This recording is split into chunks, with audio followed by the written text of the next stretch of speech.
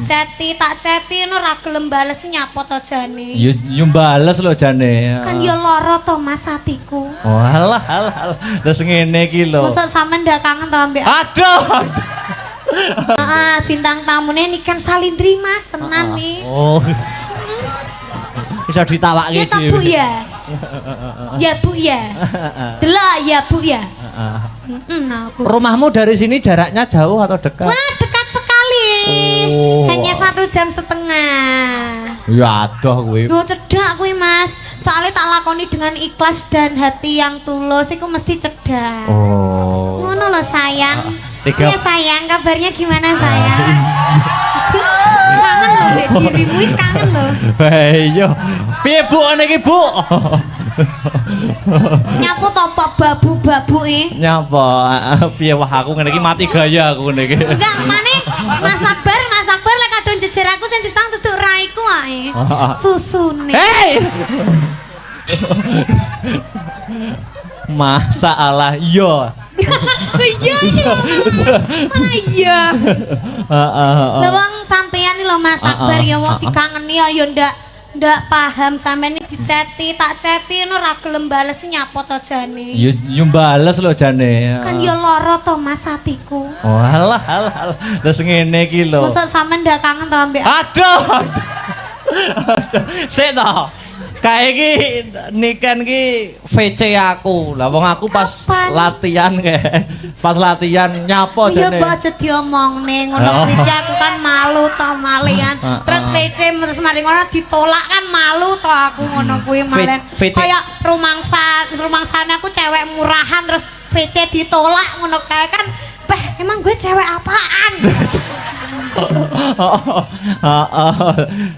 Luar biasa iki lho. Matur nuwun karo Pak Kasun. Iya, terima kasih banyak buat Pak Kasun, Ibu Kasun, Bapak RT, Bapak Lurah, Ketua Panitia, Bapak Kapolsek itu, semuanya terima kasih juga sudah hadir semua Mas hari ini tuh lengkap sekali ya. Oh iya. Iya, begitu. Ngene aku ndeloki statusmu WA anu. Sampeyan semakin kesini semakin naik daun ya ta? Amin. Semakin naik daun. Dadi iki delok statusmu tok iki jadwale padat iki aku delok statusmu tok iki wis kesel. Padahal aku ora nglakoni nggur deloki statusmu tok. Ya makane lek aku capek gitu kan butuh support darimu to, Mas. Ngono ki mbok ya pengertian, Dek, semangat apa piye ngono. Ndak dirimu pane dirimu tok sing pas main ngono sing nyemangati aku.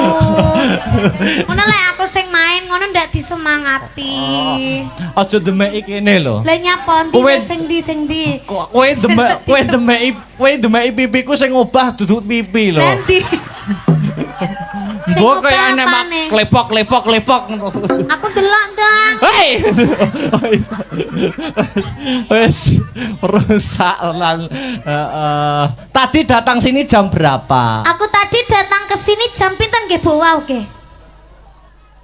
Oh jam maghrib engko wau maghrib. Napa? Sak bibare maghrib. Oh, sak bibare maghrib. Jam 10-an wau. Wah. Sik to, aku ki tanya umurmu piro to jane? Umurku berapa ya kira-kira? Mas Akbar berapa? Aku 22.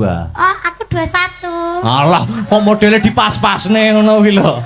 Tekan-tekan umure piro? Aku 21. 21 tenan ora?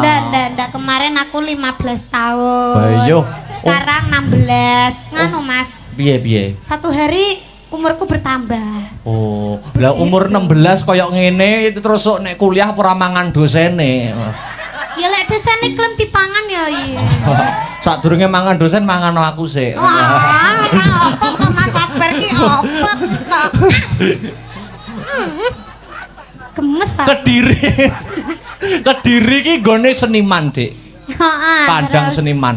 Bahkan kemarin aku mendengarkan HUT Kediri itu wayangan 3 hari katane. Wow.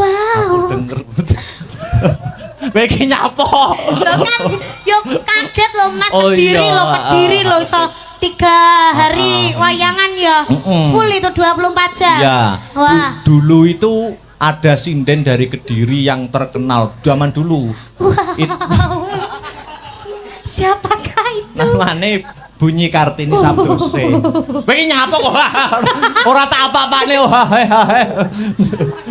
Sapa Mas jenenge Mas? Bunyi Kartini Sabdose. Bunyi Kartini Sabdose. Kartini. Iya Kartini. Kartini Sabdose. Itu dulu itu muridnya Pak Narto Sabdo. Oh. Itu terus? sudah melanglang buana. Nggih. Bahkan itu namanya sinden dari Kediri muridnya Ki Narto Sabdo, ya toh. Dadi gitu. kondange Bu Kartini Sabdose kuwi mergo srawung karo dalang-dalang. Sering kumpul dalang-dalang Pak Narto Sabdo, Terus? Mbah Panut Nganjuk. Terus? Mula sampean nek pengen saya melejit sering ngumpul aku. Mas ngene Mas. Piye? Wong aku lo biasane lecetan mbek sampean. Mas di mana? Ngono sik repot ngono. Lah terus piye lek ku kumpul ya kok iso? Wong ben dicetok sik sibuk, sik repot. Ngene lho, Oh Dik. iki kok gayamu ki lek pas dalang ngene iki dolan mbek aku ngene. Ngobareng dicek lho Mas ndak respon belas. Tenan. Ora, ngene lho, aku ki nek nggur ning Aku chat. mendingi cetan karo Kolil ka. Chatane karo sapa? Kolil. Sama bapakku to. Bapak tercinta ya. Ora ngono nek Dik Niken. Aku ki nek nggur chat tok, iki kadang-kadang ki nggur linu tok ngono tok. Dadi iki Lah chatku ki piye kok iso linu kabeh lho. ora maksudnya ki nek nggur kakean rencana kakean anu iki kadang-kadang tidak terrealisasi ngono lho. Malah kadang-kadang sing dadak ngono kuwi malah iso dolan-dolan ayo butuh dolan ngono. Mau didadak aku nek sering ning Solo no. Yo ngono kuwi nyusul ning Solo. Emang mau disusul ning kono enek nganune ae. Ora enek. Ora enek ya. Ora enek ya. Nembang aku kangen suaramu. Kangen suarane apa kangen wonge? Ya sekabehane ya to. Lek kabeh ora disangoni. Alah, ya kan sangu ora kudu dhuwit. Aku lho ndek ulang tahun lho Mas Ramo kado piye to Mas Sugeng? Lah aku wingi bar lulus anu kok ya ora mbok kado, bar lulus kuliah. Tak kado buket no. Buket apa bareng tak buka? Loh, buket sempak kemamel sing napani kenapa Kolil lah ya Sik to jelas. wingko salah kirim wingko. Ora Mas. Wah, buket kok tak buka isine sotek no. Yang ada sayapnya. Ya sing penting kan kayak hadiah to. Oh, lah mosok arep tak nggo apa? Masker. Oh, ngono. Corona ra doyan kuwi. Gila iki lho, maskeran sotek iki lho kok iso ki dicantol endi kok ora pliket kabeh iki. Oh, guys. Nembang. Bowo, warga kene yang ditunggu suaramu dan aku pun juga yang menunggu suaramu. Alah Mas Akbar kita berpelukan dulu dong. Berpelukan. Halah ngene iki sinisin kok lek wis ning ngisor panggung Dek Niken. Mosok aku ngono kowe. Ya ngene iki karo kudu jaga wibawa, jaim. Nek ning jero ruang wong loro ya beda. Tak jleng. Aya, nembang Dik. Apa? Bawa yo, apa yo? Apa Pak? Sinden bocah. Oh, Mbah Sukron nyune. Ana sinden tung.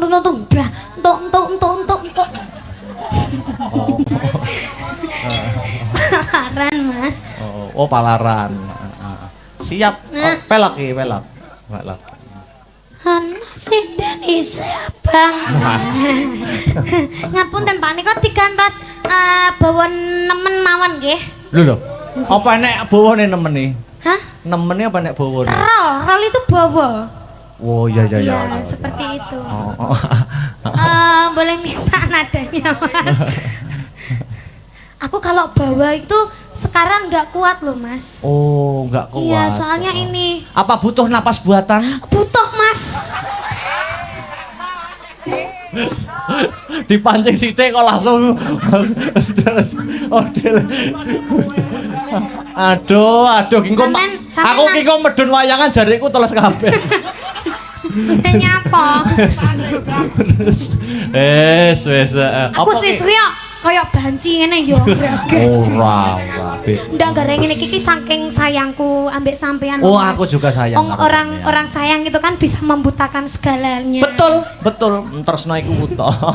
Heeh. Apa iki nembang po bebas wae. Bagaimana kalau kita paring yang seragenan dulu aja? Oh gitu. Iya, tapi ndak usah bawa. Oh nggak usah bawa ya. Nanti bawanya biar Victor aja. Oh iya, untuk salam membuka dulu ya. Iya. Seragenannya apa? Boleh Wisatresna aja, boleh. Wisatresna. Oh, tadi sudah ya? Oh, belum. Ya wis ora usah ngegas bedil menko.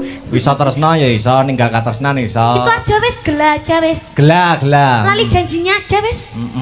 Mas, apa gela wis, Mas? Gela. Weh. Oh, pasti nanti. Oh, jenengan kok yo update, Mbah. Jenengan kok yo nonton videone, Masya Allah. Top, Mbah. Top. Nggih, luar biasa. Nanti kita pas habis Wisatresna nanti duet sama Victor, nanti full duet sama Padahal nggih to, Bu nggih? Nggih. Setuju nggih, Bu nggih? Allah. Dhisik ngono Bu ya, Akbar Ibu ya. Ditunggoni pacare gak gelem duet belas karo aku, Bu. Tenan. Saiki ya Bu ya, ndek mau arepe munggah Bu ya. Ndek mau chat, "Dek ini kan cantik, mengke duet nggih sembuh arang sampean wis to pira?" Romangsaku kok. Ayo dikasih seraginan dulu. Jarene ngono. Maksudnya cairan tubuh itu sudah tersalurkan lewat air keringat. Cepet ngenge. Ora mungkin lah. Wah, ngono to. Ayo nembang apa Sinden iki? kan ora iso ngempet ya? Ngopo? Sinden ngono kae lho. Lah sampean yo ngempet yo kuat no ngati goro-goro iki. Kan aku gak kebelet tapi. Oh, gak kebelet. Ayo. Nyapa? Yo nyanyi to mosok matun. Ya nyanyi apa? Apa ki mau ana pamundhut lewung Masa gubuk as. nemune kok iso ta nemu? Gubuk asmara. Masa nemune kok iso? Nemu kowe asati ambyar-ambyare. Kok malah digandrung Mas Tris.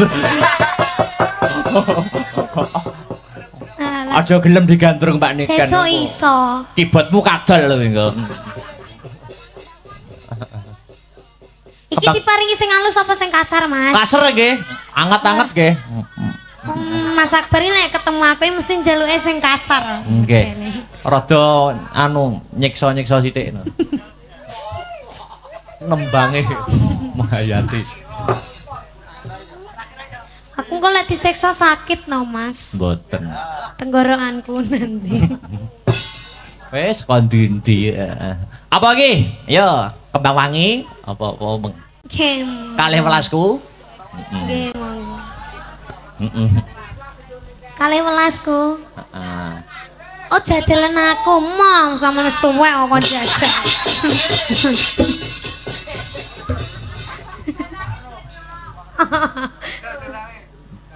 Jangan nodai keperjakaanku.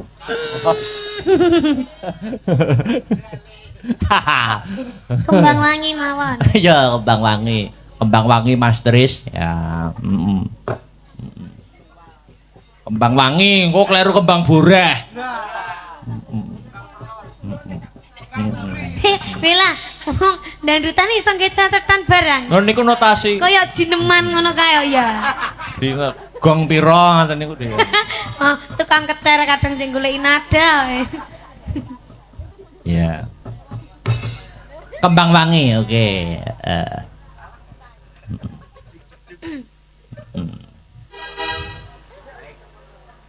Nadane nganu, Mas. Nah, Nadane C. Nah, C Mas Tris. C ning wok. Tak kira B ning C. F. B ning apa? B ning F tak kira. B ning F. BF ke apa, Mas? Itu apa ya?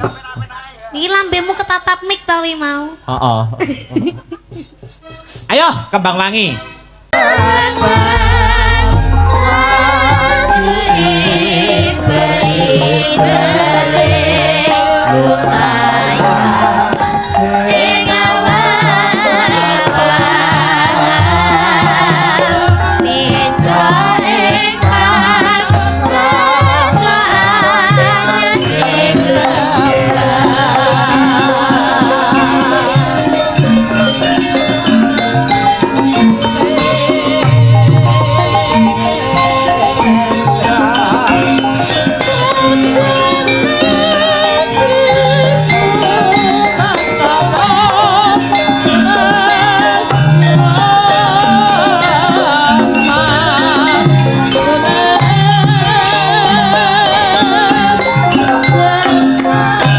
Gus, niki mengke para Pandhawa badhe nganakaken wujudipun sesaji Raja Suya, Gus. Iya Kakang Semar. Kabar wis sumebar pawarta swarata yen to para Pandhawa bakal ngadani upacara syukur kunjuk marang purbaning Gusti kang kawekas. Dene syarate kang cacah ana 3 wis dikawuningani dening para Pandhawa. Dina sak mengko Harjuna Kakang Mas Werkudara dalasan Kaka Prabu ing Dwarawati tinang gendah ngupadi syarat angka 3 ya kuwi tumbal Ratu Angkara Murka. Mula dina sak mengko Panakawan ayo ndak kanthi tumujuaning Praja Magoda kanggo srana hanjanggepi syarat sarana lumadining sesaji Raja Suya iki Kakang. Semangga kula dherekaken, Gus.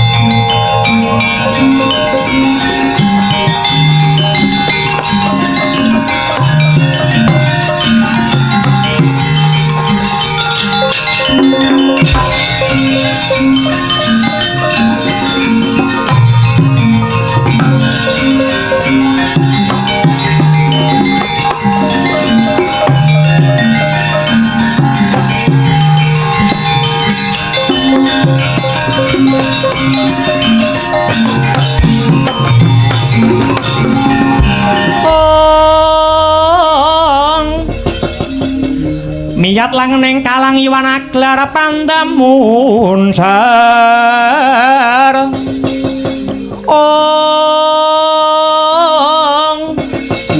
tinon ler kekonang surem sorotetan padang kasor lan pajaring purnameng gegono dasare mangsa katiga.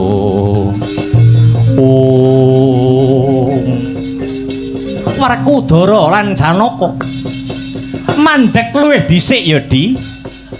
Aku lan Siadi sakloron wis tumekananing tapel wates negara Magoda.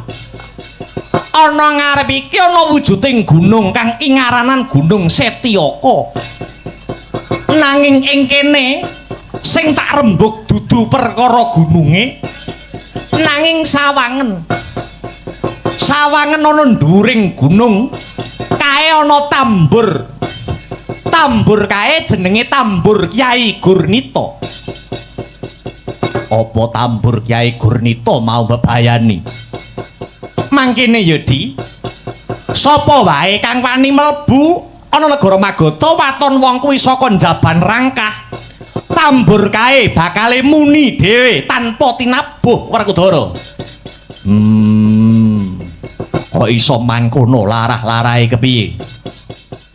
Mbiyen negara kene ratune jejuluk Prabu Biyudrata. Prabu Biyudrata kagungan garwa loro kang sesilih Retnadi lan Retnadati. 10 tahun anggone omah-omah nanging durung pinaringan putra. Bingung bilung-lungan penggalihe Prabu Bryudrata wekasan mentar saka Praja Magadha. Saperlu teteki Brata mapan ana madyaning alas. Saka wanter nggenya semedi tumedhak dewa saka kayangan Sidik pangudal-udal pukulun Bathara Narada. Maringi wujuding woh-wohan saka kahyangan kang denarani pelem pertangga jiwa. Karepe para Jawata pelem mau kena kinarya sarana garwane Prabu Bryudrata bisa anggarbini. Saka bombonge Prabu Bryudrata awit wis pinaringan pituduh tanpa pamit berabat bali ana negarane Magadha. Sakwise tekan negara Magadha, Prabu Bryudrata wis dinteni kelawan garwane sakloron. Kasare wis ditinggal sewulan, kena kanggo titikan wong wedok nek ditinggal sing lanang kesuwen, rasane kangen terus ning awak ya rasane gatel kabeh. Ngerti sing lanang bojo loro ngenteni ndek ngarep lawang, sijine lawang sisih kiwa, sijine lawang sisih tengen. Ngono Rita anggur nganggo daster, jero daster blas ra gawe apa-apa lho. Monggo dastere semrawang ngono kae. Gek semune rada digrujuk banyu ngono.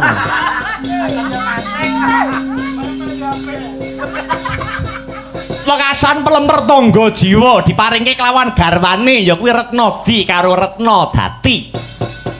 Bayangno peleme nggur siji dinggo royokan bojo loro iki. Satemah pelem disigar brak dadi loro, siji diwenehke mbok wek, siji diwenehke mbok nom. Bar mangan pelem langsung nggarbini ya kuwi 9 wulan 10 dina. Mekaten Kakang Prabu ya bojo loro meteng bareng 9 wulan 10 dina sabanjure bayu mau lair saka garwa kekarone. Nanging wujute separo-separo ora sak lumrahe manungsa. Rumangsa lingsem utawa isin rasane Prabu Bryudrata. Ing ngatasé Ratu Gung Binetara duweni anak sing wujute separo-separo. Bayi mau banjur dibuang ana tengah alas. Bayi mau ditemu karo wewe wedok sing jenenge Nyai Jara. Bayi mau rinumpaka kelawan Nyai Jara, bayi separo-separo digathukke plek dadi siji, dadi manungsa lumrah. Njur karo Nyai Jara, bayi mau diparingi tetenger, Jaka Slewah ya Jara Sanda. Wiwit cilik Jara Sanda ora tau srawung karo menungsa, ning srawunge karo bangsaning Satuwana. Sima, Banteng, Srenggala lan sapanunggalane. Mula ora mokal patrape Jara Sanda kae wengis amarga wiwit cilik srawunge mung karo kewan. Nuju sawijining dina Jara Sanda mau takon karo Nyai Jara, "Mbok, sak temene iki wong tuaku sapa?" Diwangsuli karo Nyai Jara, "Kowe kuwi anake Prabu Bryudrata, Ratu Negara Magadha, nanging kowe dibuang ana alas kene." Krungu dedongenane Nyai Jara muntap si Jara Sanda. Nganti nglabrak tumuju ning negara Magadha. Ketemu karo bapakne. Jara Sanda ora gelem nyembah, ora gelem basa, malah ngangkat wujuding pedang ligan. Ndase bapake dibabat nganti tugetel, mati Prabu Bryudrata. Ora tekan semono. Kulite bapake dibeset-beset, kulite dadekke tambur, ya dadene tambur Kyai Gurnita kae. Mula yen ana pawongan sing liwat sak kiwa tengening kene, tambur kae muni dhewe. Upama bisa tata jalma manungsa, Prabu Bryudrata kae kepengin sampurna nyawane. Amarga sukmane isih nglambrang durung bisa bali marang mula-mulanira. Lajeng kados pundi sarananipun supados Prabu Bryudrata saged kasampurnakaken suksmanipun Kowe Prabu? Janaka saged sanget boten negakaken panandhangipun Prabu Bryudrata wau Kowe Prabu. Tibanana jemparing jeboleng tambur kae.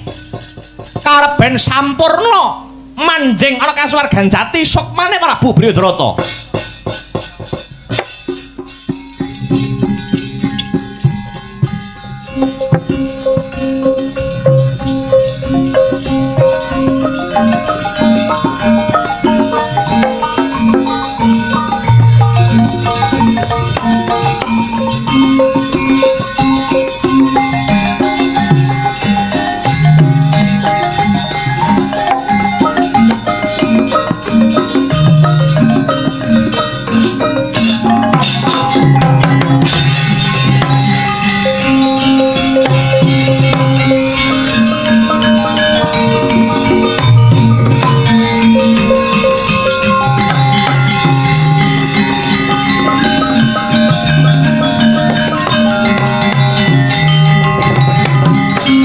Prabu Kresna, Raden Bima, Raden Janaka banget panuwun kula.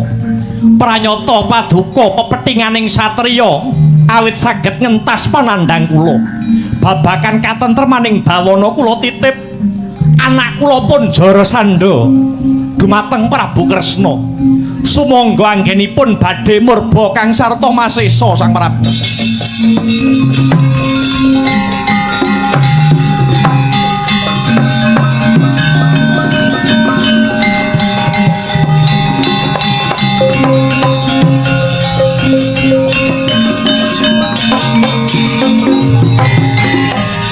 Sampun sampurna sukmanipun Prabu Bryudrata. Ya Dimas, ayo enggal nutuke laku. Sadurunge mbacut si Adi Saklara entak kanthi anamur laku dadi Brahmana. Amarga sak wengis-wengise Darasandha isih ana becike. Ya kuwi ngajeni marang sipating Brahmana. Pun Kakang bakal salin tetenger ya kuwi peparab Begawan Kesawa. Aku uga salin jeneng peparab Begawan Jayalaga. Kula peparab Begawan Kumbang Ali-ali. Bagus. Ayo enggal lono lumaku.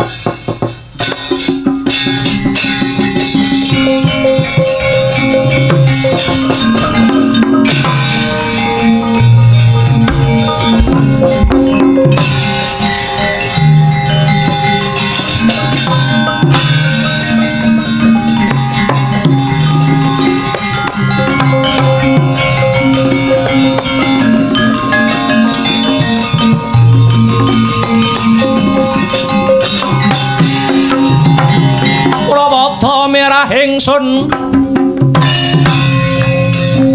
prihatin pas paku micil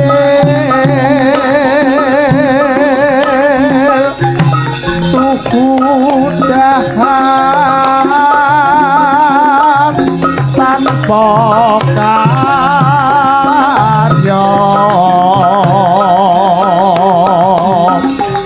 sakang rinemakan Gusti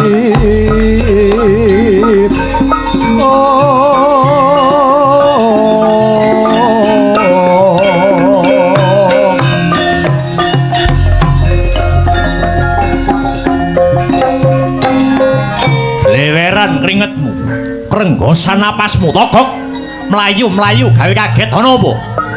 Unjuk uning sinuwun sajroning perang gegemburan Prabu Amsa dalah Prabu Dimbaka dipun pejahi kalian Ratu Mandura Prabu Baladewa lan panenggak Pandhawa pun Werkudara sinuwun. Iblis lalat.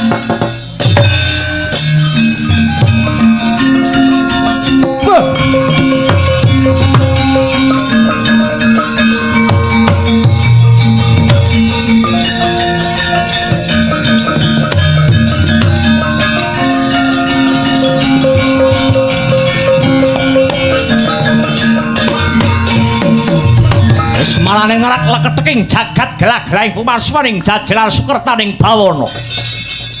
kekuatan satria tanah Jorakna sinangga gampang.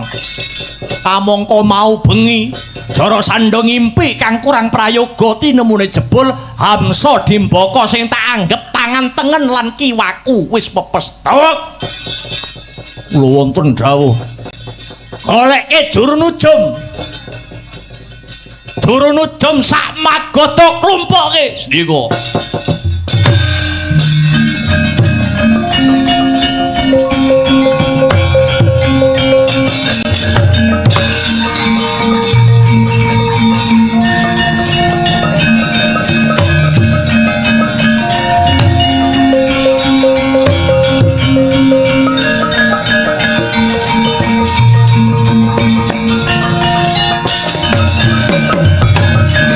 Juru nujum iki nggih. Jenengmu sapa?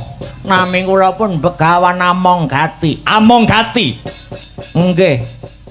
Coba werdekno apa sing dadi pasupenaning Jara Sandha. Paduka nyupena menapa Sang Prabu? Aku ngimpi yen to negara Magadha kene ketaman banjir bandang lan ringin sakembaran sing rungkat saka oyote. Kabeh pangimpenku mau werdine apa Amonggati?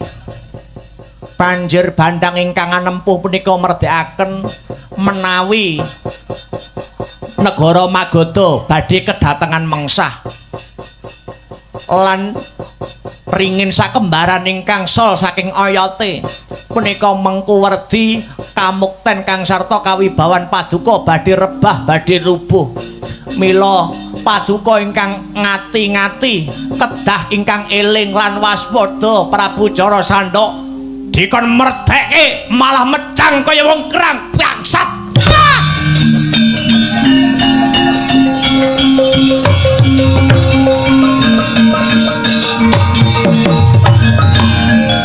Golek meneh. Nggih.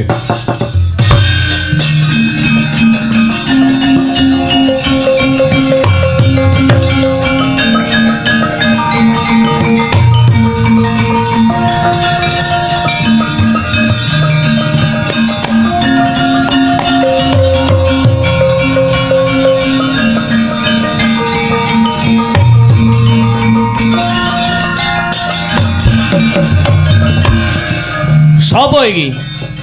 Nami kula Sabun. Kowe ya juru nujum nggih. Omah kula Desa Pisang. Werdekno pangimpenku Magadha kene ketaman banjir bandang lan ringin sakembaran kang rungkat saka yote. Ngimpiku mau kabeh tegese apa? Kula jarwani pangimpen paduka menika mengku werdi mbok menawi umur utawi yuswa panjenengan namung kantun sak siliring bawang paduka kedah tata iki padha wae.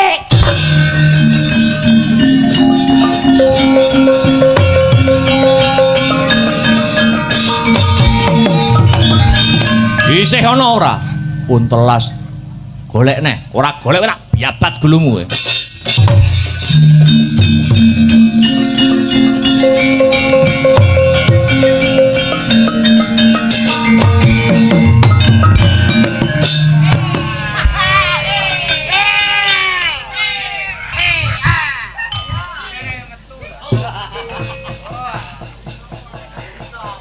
Aku ngimpi negara Magadha kene kedatengan banjir bandang.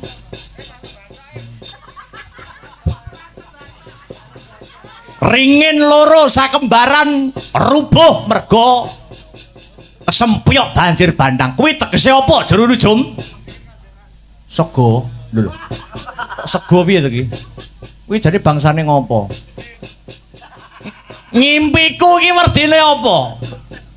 Ngapunten kula nek perkara merdekne ngimpi mboten saged. Nek kon jenengan wonten undangan slametan bunduren wapa kunjungan ngoten iki yo padha wong genah malah dikoren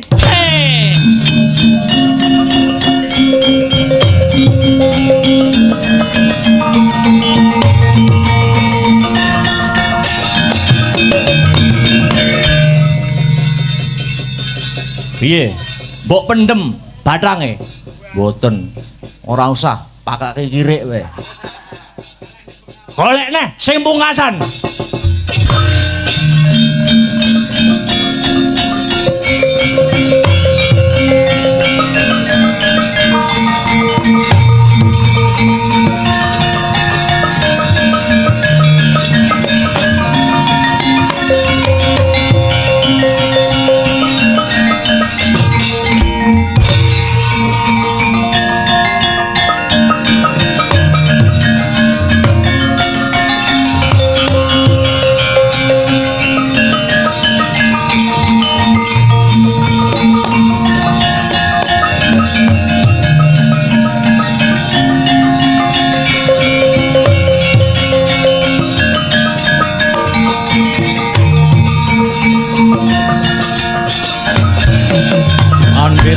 Karya wangsit pindha kumbang ajaping tawang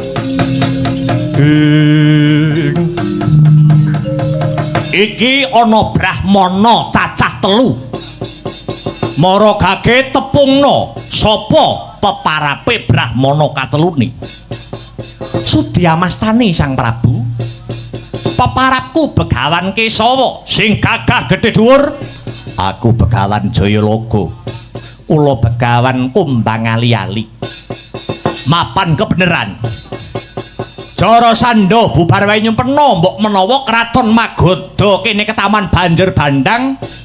Banjir Bandang iku Hanjalari wit paringin sakembaran rungkat saka hayate. Kira-kira pasupenan kuwi iki mengku surasa sing kepiye mara gage jlentrehna. Jlentrehna tanpa rasa rigoh lan pegewuh panemban. Sumrupa Sang Prabu. Banjir Bandang mengku werdi bebaya. Paringin sakembaran kang ambruk mratelakake adeking Nalendra mila Sang Prabu. Mumpung dereng kedlarung monggo kula kanthi manembah manungku puja mring purbaning kang kawasa. Nyuwun sewu. Paduka Sang Prabu ingkang badhe ngadani wujuding sesaji Kalaludra nyembelih ratu cacah 100 negara. Kula aturi murungaken. Nanging awit sedaya kala wau boten badhe kasembadan ning malah nggelak mangsa mbujung wanci rebahing kawibawan paduka dados Nalendra. Setan kowe.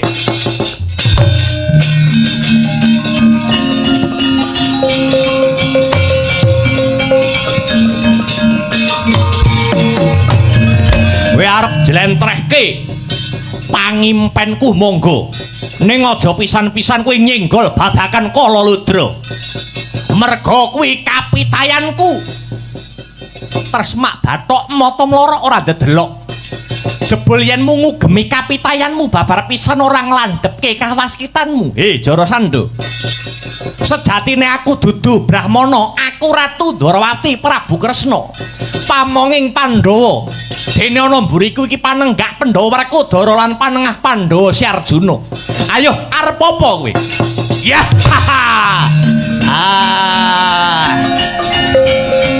Itian.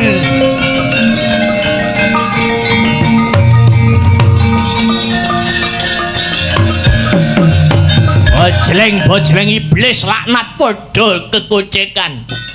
Iwak kecemplung wuwu tangeh wisaning mlayu. Ayo keroyokan Jarasandha. Ora watak satriya tanah Jawa main keroyokan. Pilihan siji ngantarane wong telu iki sing gedhe dhuwur kon ngadepi aku Werkudara. Kowe sing dipilih Yayi, metu tak blingkat nyawane.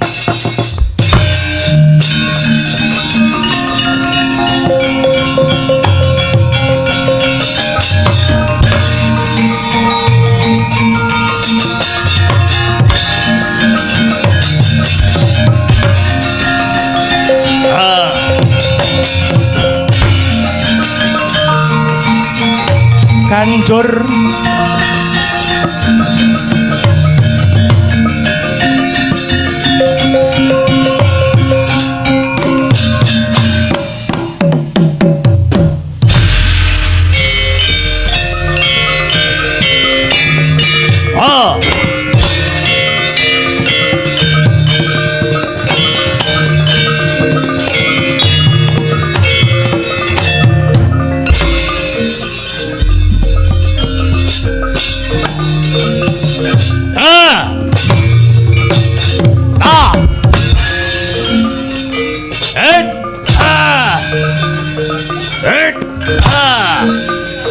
Ah.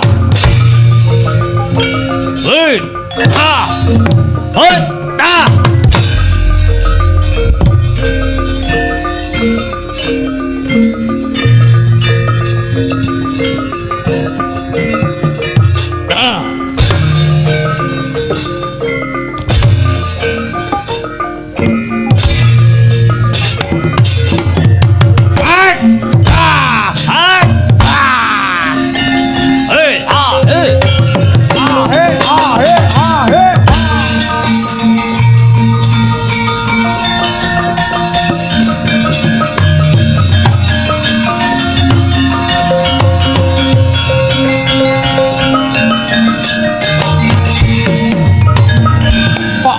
Yayi ora kalah. Loh, lah kok mundur? Leren. Si Adi mesti lali dongenganipun Kakang ana ngarep mau, gitu. Jara Sandha linahirake lantaran sigaran pelemper tangga jiwa. Sandangan sing pating gedubel kae kanggo nutupi pengapesane. Yen si Adi tanggap apa sing tak kandhake iki tak kira ora perlu ngentekke tenaga anggonmu ngrampungke si Jara Sandha kae.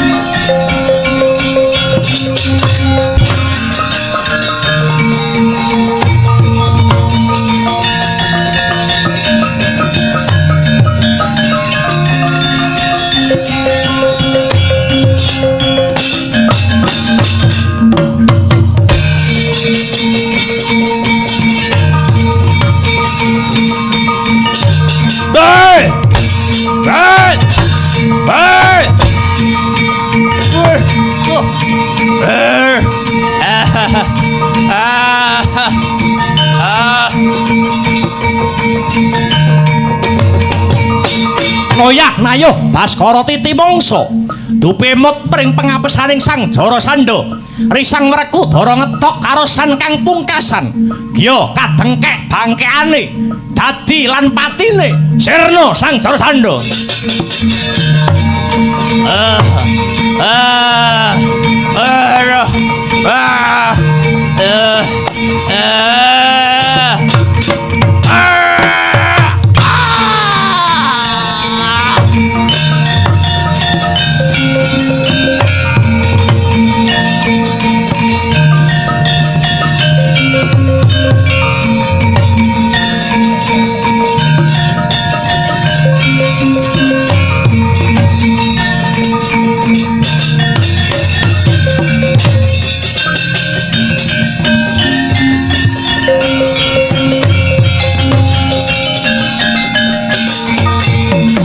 Dino karato mrethar tamtu tantuning utama titi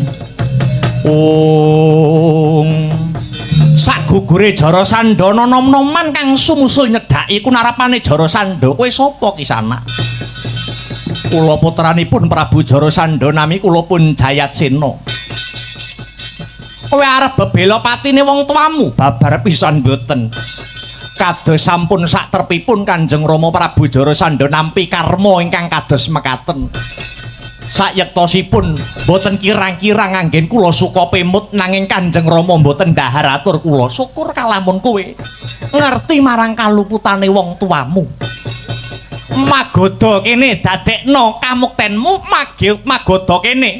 Wiwitana nandur bebuden kang rahayu. Ngestakaken dawuh sinuwun. Luwarana ratu 97 sajroning pakunjaran sandangana sandangan sing becik krana bakal sun kanthi marang Praja Ngamarta ngadani sesaji Raja Suya. Nok-nok dhateng sendika Dara piye? Ayo enggal bali ana praja. Lewat tepining lepen tempuran kang bening tirtane Werkudara ngestokke dawuh Kresna Kakang. Gumaling si cincin kuling cakune kurang roteran malungi mapandane wajine masyarakat endah simpan pancerita mencorang lemah-lemah naik kerajaan Melayu Sumatera Makassar.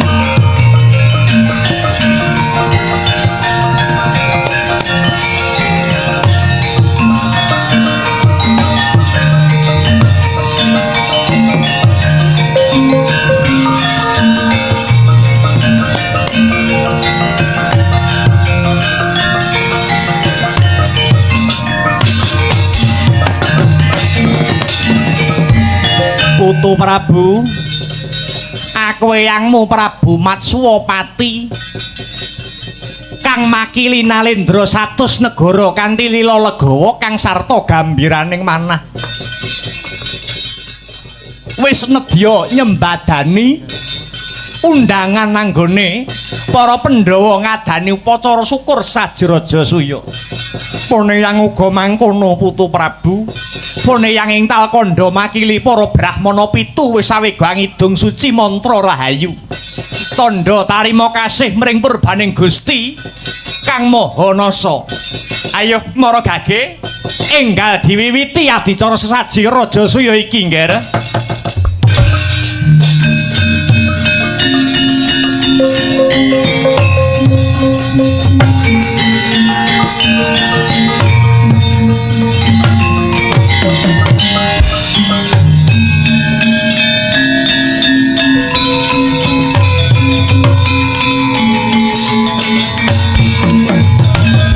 Purwa Madya Wasana, upacara sesaji Raja Suya sampun kaleksanan. Pramila saking menika dulur Pandhawa dipun sekseni sesarengan nggih. Sampun kasembadan anggenipun ngadani sesaji Raja Suya rak nggih ngoten. Kanthi wontenipun sesaji Raja Suya Prabu Puntadewa pinaringan gelar Ratu Samrat, Prabu Kresna pinaringan gelar Pamong Agung. Geger Jawi.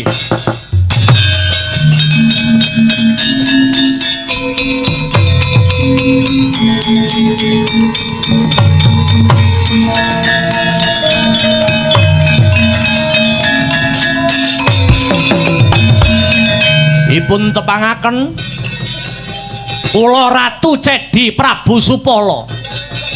Kula mboten sarujuk wontenipun sesaji Raja Suya menika. Prabu Puntadewa diparingi gelar Ratu Samrat, Ratu Agung. Sing agung niku napane? Ratu kelemar-kelemar kaya laler apa maneh Prabu Kresna. Dinobatke dadi Pamong Agung. Wah, saya gembelo ndase. Kresna kok Pamong Agung, mantan maling, mantan gento, dikira Supala ora ngerti sejarahe Ratu Ndwarawati. Begal rampok kecu titir kidul Narayana, titir lor malinge ya Narayana. Kaya ngono kok Pamong Agung. Yen aku kon ngajani Kresna Supala kabotan. Ning yen kon ngidak-idak ndase Ratu Ndwarawati, tak warai carane.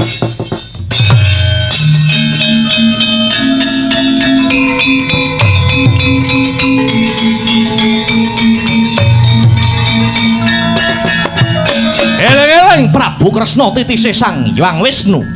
Ora rengu ning malah gumuyu jroning kalbu. Mireng sumbaring risang Supala. Eseming lati Ratu Ndwarawati mahanane murep ponang Jaja. Ndadak sakala Kyai Cakra Baskara ingkang mubeng seser dasare saklapa gedene. Medal saking telenging Jaja sigara lumayang ngener marang janggane Sang Supala. Amung sagebyaring tatpit Punang Cakra wis mungkasi gesanging Sang Supala. Hatingal tugel tel sirah gumlundung aning jrambah.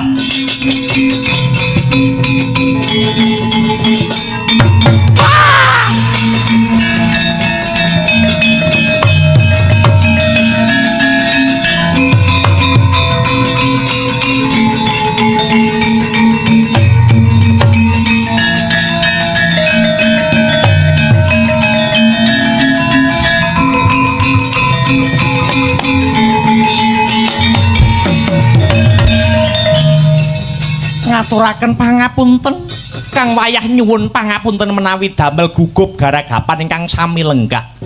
Ora dadi pangapa Kresna, aku wis ngerti sejarahe Supala pancen kodrate kudu mati ana tanganmu. Sing luwih wigati sesaji Raja Suya iki wis bisa kasembadan kagelar. Nuwun inggih Kanjeng Eyang. Ah, inggih kula nggih tumut nyekseni. sing becik dadi patuladan kang ala kagiles anut lakuning jaman. Lelakon Pandhawa syukur saratri ing kinarya kaca benggala. Sak beja-bejaning jalma manungsa ya kuwi manungsa sing sabar lan narima sarta tansah ngegungaken ing raos syukur ndara. Paripurna.